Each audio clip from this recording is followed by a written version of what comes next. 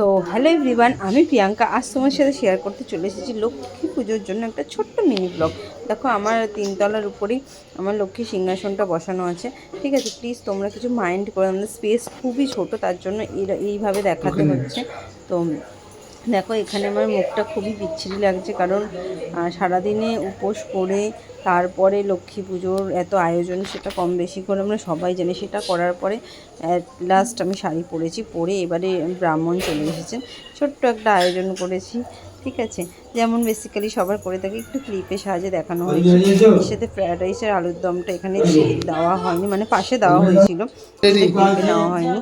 আমার মাম্মা, মানে আমি যা করবো আমার কপিরাইট, ঠিক আছে, মানে বলে সবসময়, মা আমি তোমার মতো হতে চাই। ঠিক আছে, আমি যা পড়বো তাই পড়বে, মানে ভাত খেয়ে নিজে তারপরেও অঞ্জলি দিচ্ছে আমার সাথে। ঠিক আছে, এবারে অঞ্জলি চালের ব্যাগে বৌদি, দাদা এরা সবাই ছিল। দেখো, আমার ছোট্ট লক্ষ্মী নারায়ণ, এটা কিন্তু প্রতিষ্ঠাতা লক্ষ্মী নারায়ণ। এটা কিন্তু আমার বৌদি ভাই নিয়ে এসেছিলো, যখন আমাদের বাড়িতে এসেছিলো তখন নিয়ে আসা হয়েছিল। একটু ভালো করে তোমাদের ক্লিপগুলো দেখিয়ে দিলাম, মানে দাদাই সব ভিডিওটা করছে। ঠিক আছে, আমি তো এখানে পুজোর এখানে ছিলাম, তো দাদাই সব ভিডিওটা করছে। আমার এই ছোট্ট আয়োজনটা তোমাদের কেমন লেগেছে প্লিজ কমেন্ট করে জানিও।